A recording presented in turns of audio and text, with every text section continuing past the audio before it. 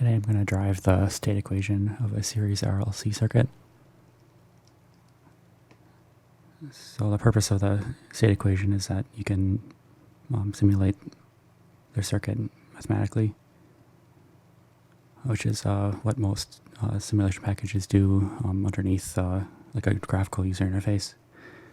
So it's just mathematically a way to simulate it. So let's just start off with basic LCR sort of circuit components. So you have a inductor, capacitor, resistor. You can tell what the voltage across the inductor is based on the inductance times the change in current over change in time, which is a derivative of current. And the current through the inductor is just 1 over inductance with the integral of the voltage across it. And this the capacitor is opposite. So you get, for voltage across the capacitor, it's 1 over C, the integral of the current. And for the current, it's the capacitance, it's a change of voltage over change of time for that. And the resistor is just all real stuff. So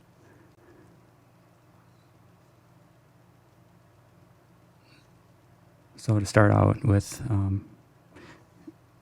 you'd want to know how much states a system has. So in this case, there's 2 states, which is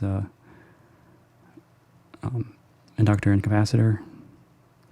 That's one state. That's another state. And for state 1, well, I'll just do the basic KVL. This is really easy start to this. You can start by solving this with Kirchhoff voltage law, which states that all the voltage in the circuit in a loop have to add up to 0, so that's a pretty easy application. So since Vn is a source, is a increase in voltage, and going around the loop, this is decrease, decrease, and decrease. There's multiple ways to do this, but this is my technique.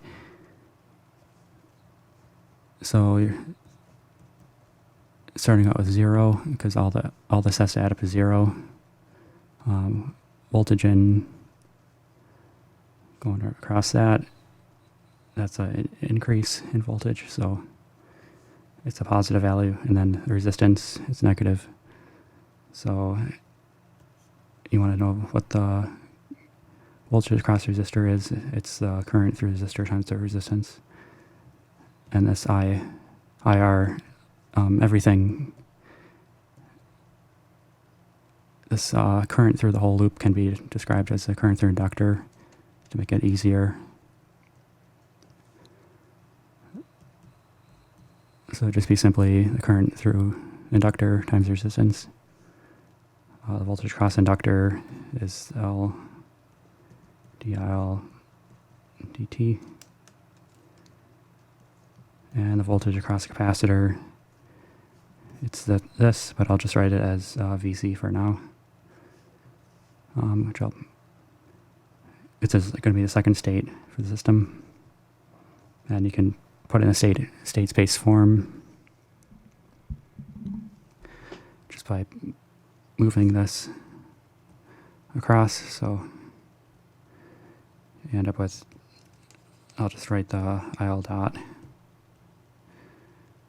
just to make it simpler, and that's going to be 1 over L Vn minus R, that's VC. That's the first state equation of this. In the second state, you know that the VC ultracapacitor is equal to 1 over C integral of ICD, integral of the current through capacitor, which could be described as the current through the inductor, since it's all the same current. So to move this to state space form, you just differentiate the circuit, and you just simply get 1 over C times IL. That's pretty easy.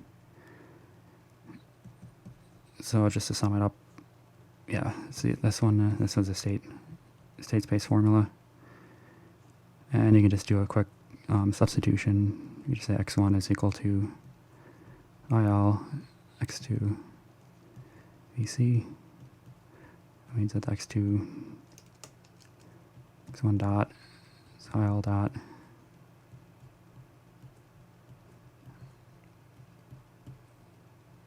It's pretty simple. So your state space equations just kind of look like this.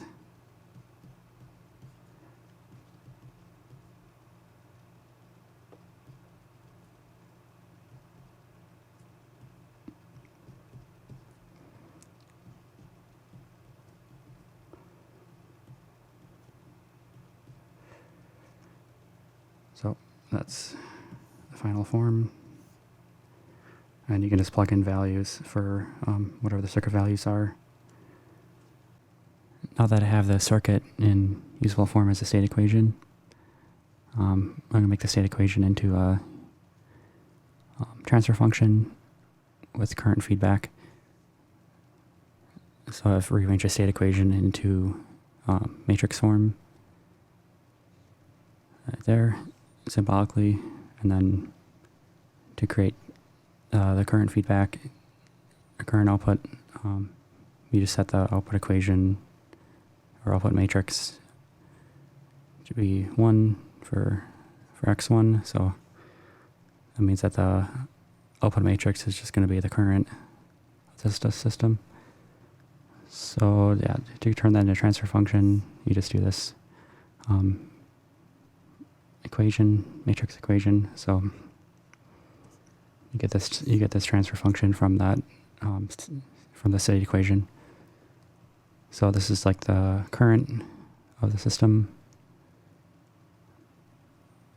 So that'll be useful later. And just kind of looking at it, you can see there's 0, 0, and then there's going to be two poles that are complementary.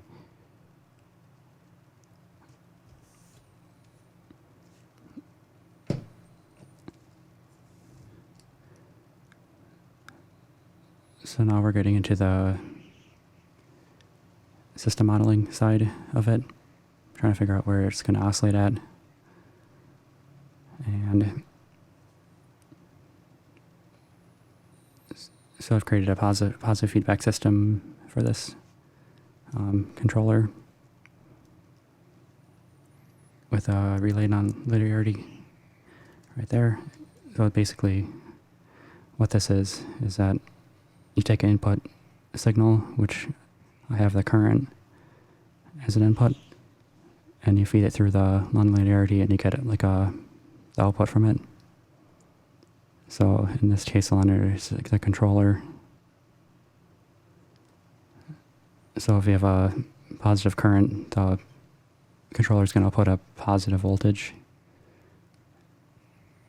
And then if you have a negative input current, the controller is going to output a negative voltage. It's kind of like that. And this is amplitude of M, which I'll get into later. For this general system model, you have this relay non-linearity, which is like controller, and then the plant model, which is that transfer function that we found on this slide. And output from that plant model is going to be the current, which is going to be x1, and that feds back into the positive feedback system, and it just feeds right back into the controller. It's like that. Now if you take a look at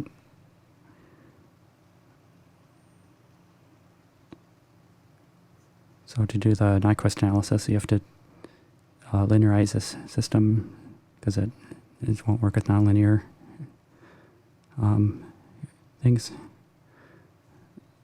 So you basically replace this nonlinear part with a linear describing function for that. And just for simplicity, the describing function of just a regular relay non-linearity is 4m over pi a, and m is amplitude, which I just set to 1 volt. And a would be the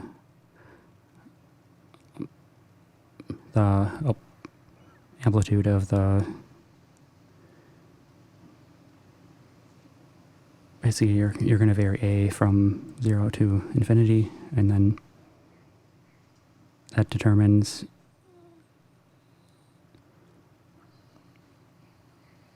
where the system will oscillate, if it does oscillate.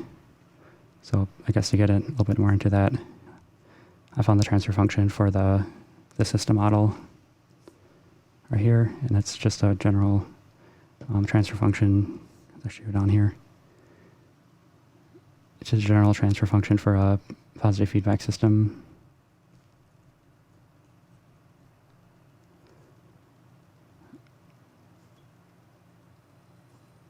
So where the system goes unstable is if you have the denominator going to 0, which is created when the plant times multiplied by the describing function equals 1 in a positive feedback system. So by rearranging this, you can get the basis for the Nyquist analysis, or the limit cycle analysis, which is where the plant model equals 1 over the describing function, there's a possibility of a limit cycle being created at a, capital A, and if you expand the S out to j omega, that's also going to be so you're creating. So there's a possible limit cycle at the amplitude of the describing function and the frequency of the plant model. So coming back here, since the describing function is 4m over pi a, you're going to have a go from 0 to infinity,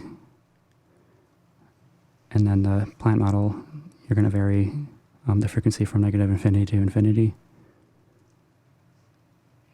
And you create this Nyquist plot, which you see right here.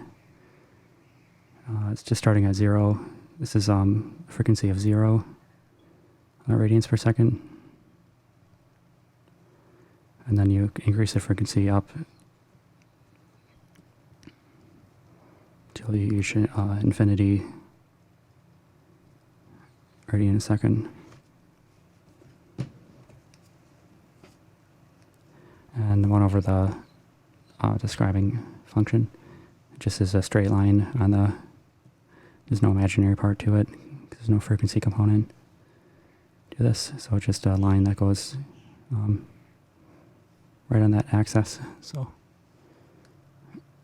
the point where they intersect is when there's a possibility of a limit cycle occurring, so that would be right here.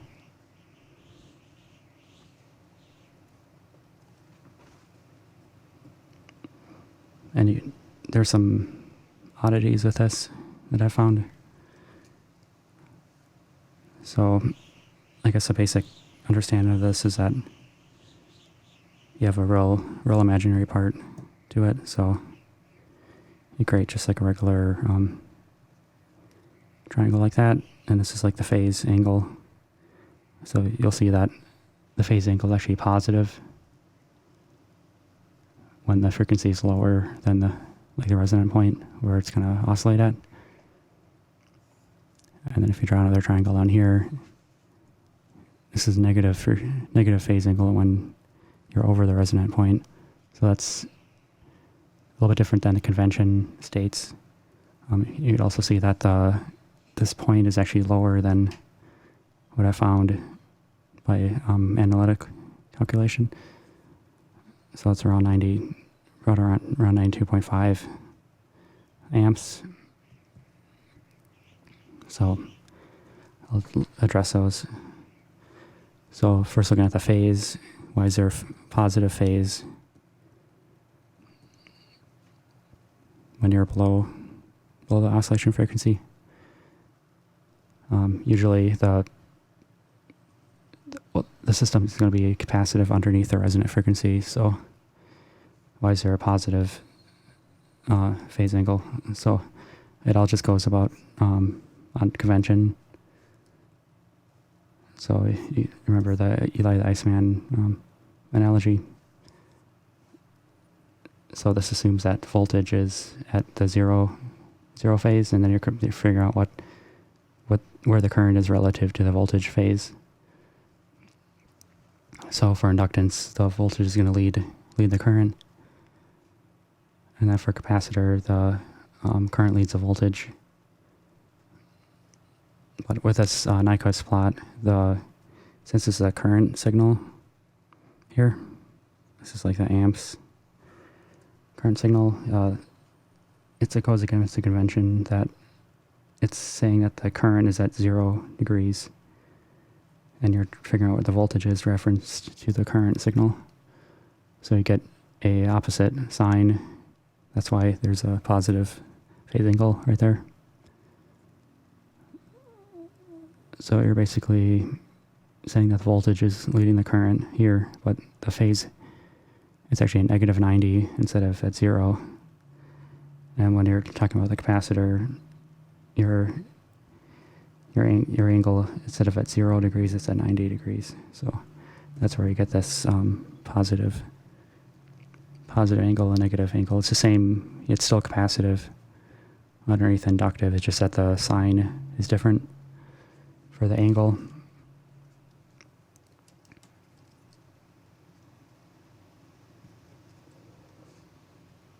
And for the difference in amplitude, what I found is that taking a look at this transfer function again for the positive feedback system, if you go through it again, what I found is that just by doing the plant model in itself, you end up with this difference versus a real value. It should be around 120 amps at the limit cycle point. So what I found is that if you rearrange this equation more, you take the 1 over the scribing function, you multiply that by 4 over pi, which basically just cancels us out. And then you do the same thing for the other side of the equation. You can get 4 over pi times the plant equals amplitude. So that kind of makes sense. So that creates a much more accurate plot, more accurate prediction of where the limit cycle will be, which is about right at 120 amps on this graph. So it's a lot more accurate than it was before. So that's what I'll